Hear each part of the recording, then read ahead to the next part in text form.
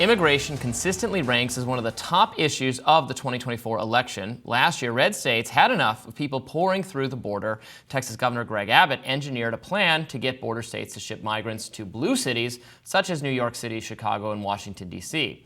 What was at first seen as a political stunt quickly became a wake-up call.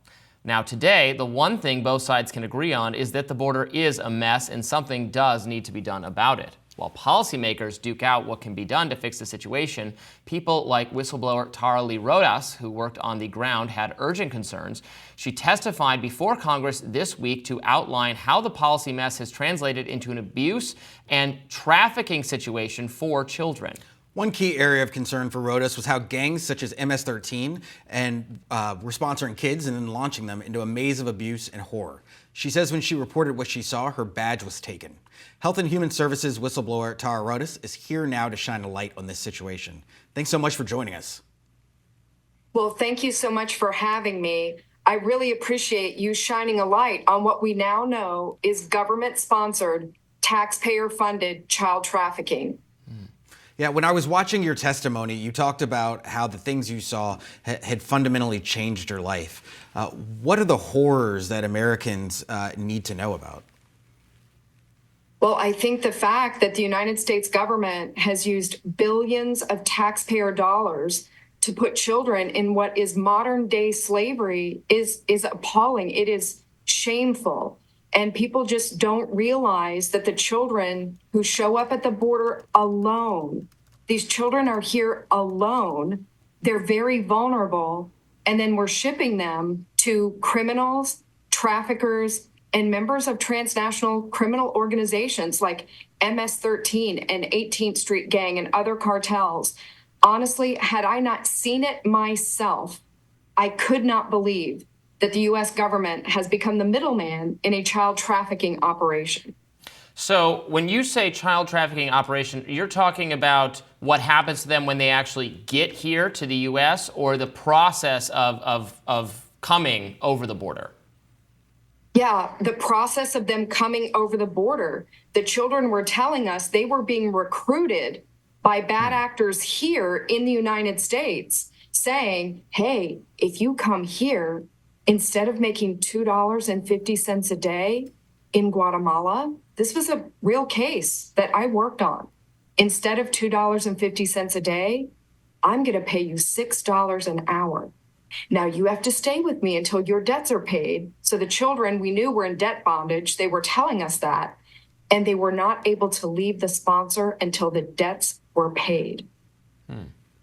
What role does the immigration crisis play in cartels being able to move these children across the border? That is a very great question that should be asked of the Secretary of DHS and HHS, because right now they're not information sharing at all. In the past, HHS would share the sponsor name with DHS, so they could actually look to see if these people were criminals. Now that information sharing has been completely cut off. So that's one major thing that has contributed to this crisis. The other thing is HHS, because they're not investigative, they're not law enforcement. They have no idea how to properly train people to look for trafficking concerns. So they have no business taking children into their care, releasing them into the United States to people they've never seen, to homes they've never visited. We would never allow this sort of horrific treatment to happen to children here in the United States. And we need to stand up. This is not a political issue. We need to stand up for these children. They have nobody. They have nobody once they get here. And many of them cannot even speak Spanish. So those who come here speaking Spanish have some help, right? We have some law enforcement and people who can speak Spanish, but many of these children speak Mayan dialects. They're very indigenous Mayan dialects like Quiche, Quechua, and Hmong. They have no way to ask for help. They become victims captive victims of their sponsors. Where It's evil. Where is Child Protective Services on this? Because that is an organization, it differs in the many states, goes by many different names, is often a very robust organization that does check in on a number of families in difficult situations with children and children in foster care and that kind of thing. Why are they not shining a light on this? Because HHS is holding secret the names and locations of the sponsors of the children. It's unthinkable that there are attorney generals, like my attorney general in the state of Virginia, Jason Miyares, has been asking repeatedly. There are children. We have 22 children missing in a small town here in Virginia of Culpeper, and HHS refuses to give the critical information to the states that could save the children. HHS is holding this data hostage. They won't allow anyone to see it because they know once law enforcement and the states can see what's happened to the children, that there is no rug big enough in the universe to put this under. When HHS let you go, what was their rationale and how did they justify that to you?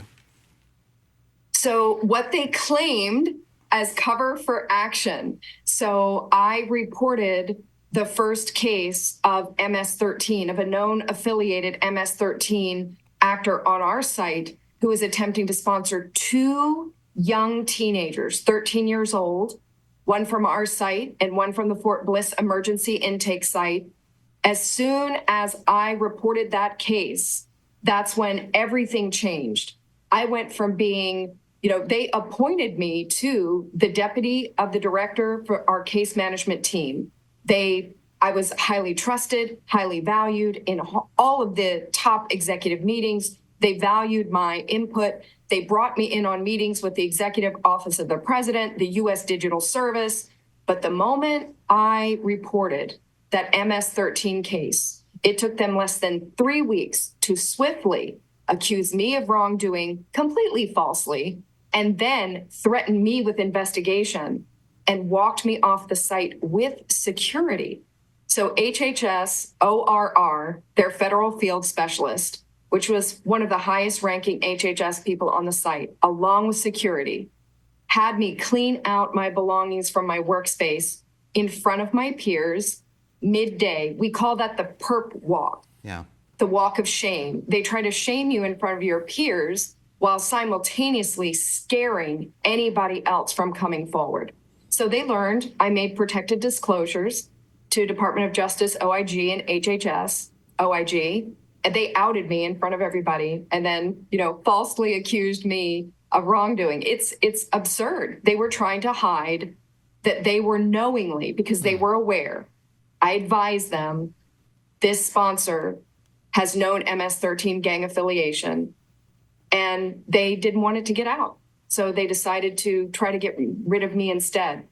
It's incredible because you'd think the political upside of actually doing something about an MS-13 contact would be good for someone on either side of the political aisle. That the concerns about illegal immigration, about trafficking of children, does not need to be political at all, or people on both sides of the aisle obviously are against that and want something done about it. So you'd think a more muscular response to this problem could be a win, but here you are calling attention to it, and your former bosses in the Biden administration saying, no, keep this quiet. Yeah, it really is astounding because I volunteered to support the Biden administration with this crisis at the border. As a Spanish speaker, my husband is from El Salvador. I've been to Guatemala, Mexico, El Salvador, and I thought I can be there to help the children. And once we realized they were trafficking them in June of 2021 is when we started reporting that, I begged, I appealed. I said, look, no one is going to blame you if you sound the alarms. I said, just sound the alarms and say, look, bad actors have figured out ways to exploit our program. They are using name fraud, address fraud. They are sponsoring from one apartment. There's like 3 sponsors in one apartment. We have children, like 40 children going to an apartment building. I said, look, if you sound the alarm, you can be the hero. Be the hero. Call in the big guns, call FBI, call Homeland Security Investigations, please. I said, no one is going to blame you for sounding the alarm. And they wouldn't do it. They wouldn't do it. It's so sad. It feels like there's a willful turning of a blind eye to this. And there's not, like you said, people who can really stand up and vouch for these children because they're in a country that they're unfamiliar from. What would your message be to HHS moving forward? Release the data so the children can be found. HHS has admitted over 85,000 children they've lost contact with. That's what they admit. That's what they admit. They're losing track of 1/3 of every child that crosses the border. That's totally unacceptable. That is an F. These are children. Children. Release the information so the children can be found. My appeal is find the children, rescue the children. It's unthinkable that there are children right now who need help. They're in crisis and no one is coming for them because HHS is holding the information hostage. Tara Rodas, thank you so much for coming on Rising to tell us more about the situation. We really do appreciate it. Thank you. Thank you for shining a light. Thank you.